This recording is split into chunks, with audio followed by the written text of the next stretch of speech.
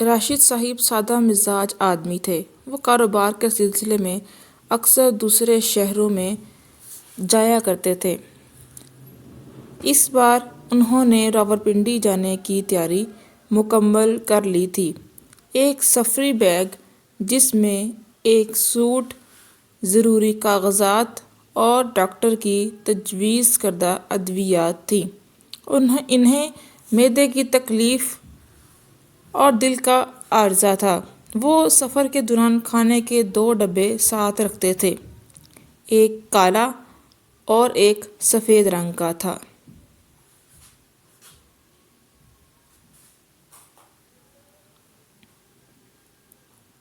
وہ جب بھی کاروبار کے سلسلے میں کسی دوسرے شہر جاتے، ان کے پاس کھانے کے دونوں ڈبے ضرور ہوتے تھے۔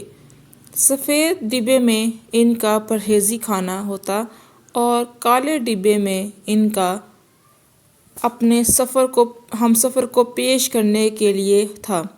اگر کالے ڈبے کا کھانا بچ جاتا تو راستے میں کسی فقیر کو دے آتے۔ ایک دن اپنی اس نیکی اور سادگی کی وجہ سے انہیں ریلوے پولیس کا بھی سامنا کرنا پڑا۔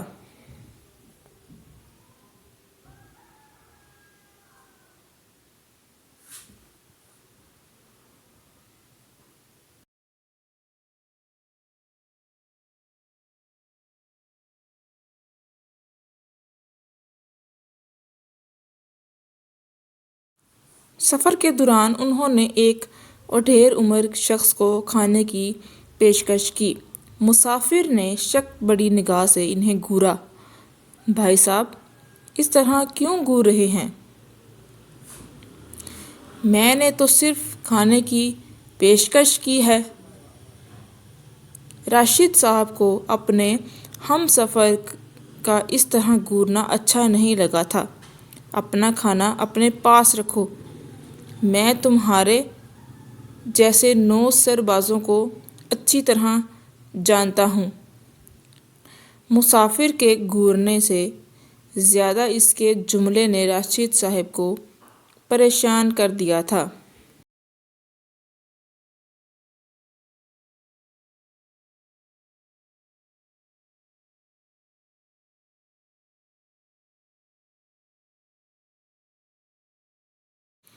میں 9 سرباز؟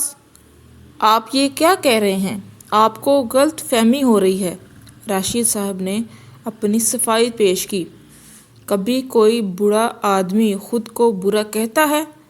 تم پہلے مجھے کھانا کھلاؤ گے، جیسے کھا کر میں بے ہوش ہو جاؤں گا، اور تم میری جیبوں کا صفایا کر دو گے۔ میں تمہارے اس چال بازی کو خوب سمجھتا ہوں۔ میں تمہارا منصوبہ کامیاب نہیں ہونے دوں گا۔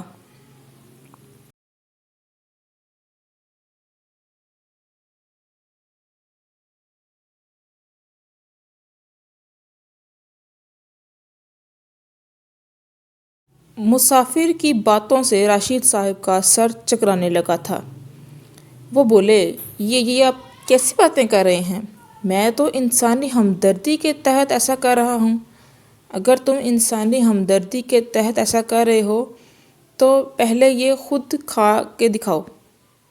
مسافر کے اس اچانک جملے سے راشد صاحب نے خود کو بچاتے ہوئے کہا، میں یہ کھانا نہیں کھا سکتا۔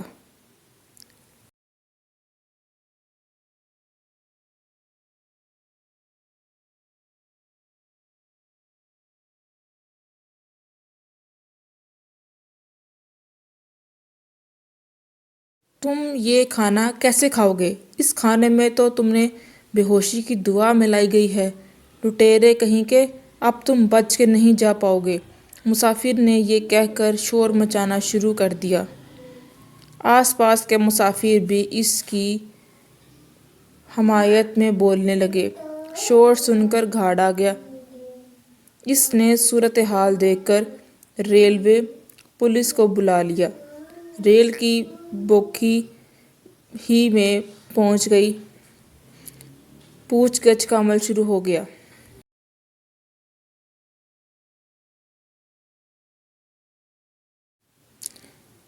کھانے کے 2 ڈبے سب کے سامنے تھے۔ راشد صاحب نے جب ان ڈبوں کے بارے میں بتایا تو ایک سپاہی بولا، اگر آپ سچے ہیں تو اس ڈبے کا کھانا کیوں نہیں کھا رہے؟ دراصل میں معدے کے مرض میں مبتلا ہوں، پرہیزی کھانا کھاتا ہوں۔ کالے ڈبے میں مرچ مسالے والا کھانا ہے، میں اگر اسے کھاؤں گا تو دوران سفر ہی بیمار پڑ جاؤں گا۔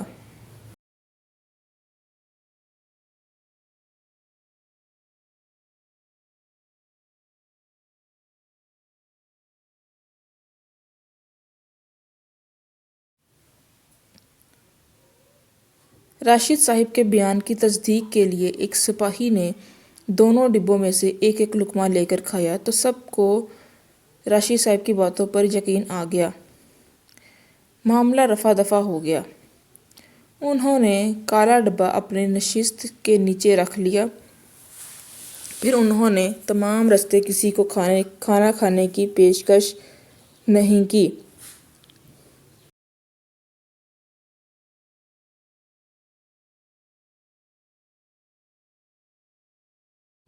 ریل سے اتر کر وہ کھانا ایک بھکاری کو دے دیا۔ اس کے بعد بھی انہوں نے اپنی اس نیکی سے منہ نہیں موڑا۔ کھانے کے 2 ڈبے ریل کے سفر میں ہمیشہ ان کے ساتھ ہی رہے۔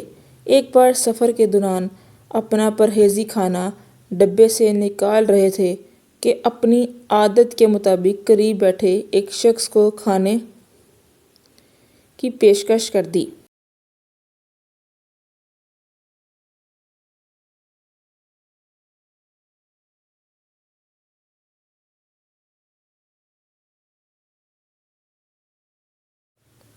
مسافر نے کہا، معاف کیجیے گا، میں پرہیزی کھانا کھاتا ہوں، مرچ مسالے کے بغیر۔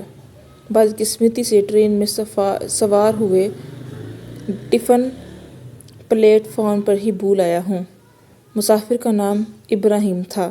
یہ بغیر مرچ مسالے والا گھریلو کھانا حاضر ہے، آپ بے فکر ہو کر کھائیے۔ ابراہیم بھائی، تکلف مت کیجیے گا، کھانا بہت ہے۔ راشد صاحب نے اس وقت اللہ کا شکر ادا کیا۔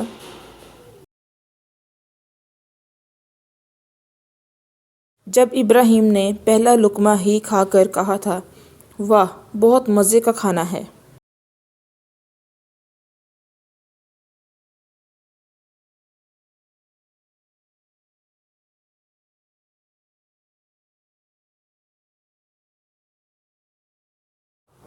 کھانے کی تعریف کرتے ہوئے ابراہیم کی نظر کالے ڈبے پر پڑی۔ اس نے سوالیہ نظروں سے راشد صاحب کو دیکھا۔ راشد صاحب نے کالے ڈبے کے بارے میں تفصیل سے بتا دیا اور اس سے وابستہ تمام واقعات بھی سنا دیے۔ یہ سن کر ابراہیم نے کہا، آج کل تو نیکی کرنا بھی خاصا مشکل کام ہے۔ ہم نیکی کا کام کرنے والوں کو بھی شک کی نظر سے دیکھتے ہیں۔ سب لوگ یہ سمجھتے ہیں کہ نیکی کے کام کے پیچھے ضرور کوئی راز ہوگا۔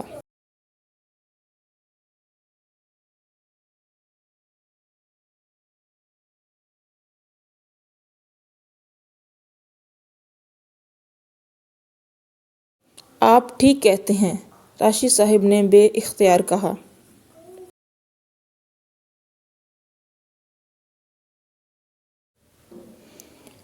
اچانک چلتی ٹرین کے انجن میں کوئی خرابی ہو گئی اور وہ ایک جھٹکے سے رک گئی۔ دور تک کوئی آبادی نہیں تھی۔ کچھ نوجوان ڈبے سے اتر کر صورتحال کا جائزہ لینے لگے تھے۔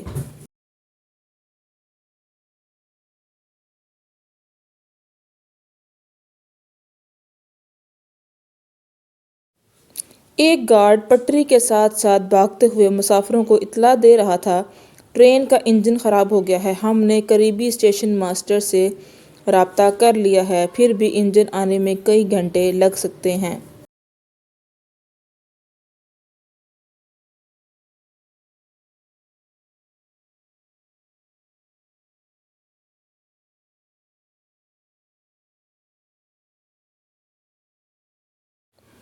تین گھنٹے گزر گئے۔ بچے بڑے بھوک پیاس کی وجہ سے بے حال ہو گئے۔ نوجوانوں نے نیچے اتر کر ایک ہینڈ پمپ تلاش کر لیا تھا جس سے وہ پانی بھر بھر کر مسافروں کو پلا رہے تھے۔ ان حالات میں راشد صاحب کی نظر کھانے کے کالے ڈبے پر پڑی۔ اس میں مزیدار کھانا وافر مقدار میں موجود تھا۔ راشد صاحب علامہ اقبال کے اس شعر کی عمل تفسیر تھے۔ ہیں لوگ وہی جہاں میں اچھے، آتے ہیں جو کام دوسروں کے۔ انہوں نے اپنی بوکی کی مسافروں کو کھانا کھلانے کی پیشکش کی۔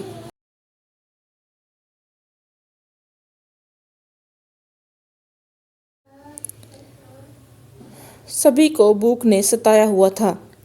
ڈبہ کھلا تو کھانے کی خوشبو سے مسافروں کی بھوک مزید چمک اٹھی تھی۔ کھانا سب کے سامنے تھا۔ ساتھ بیٹھے مسافروں کے ہاتھ بے تکلف سے آگے بڑھے۔ کھانا واقعی مزیدار تھا۔ کھانا اتنا تھا کہ سب کو کچھ نہ کچھ سہارا ہو گیا تھا۔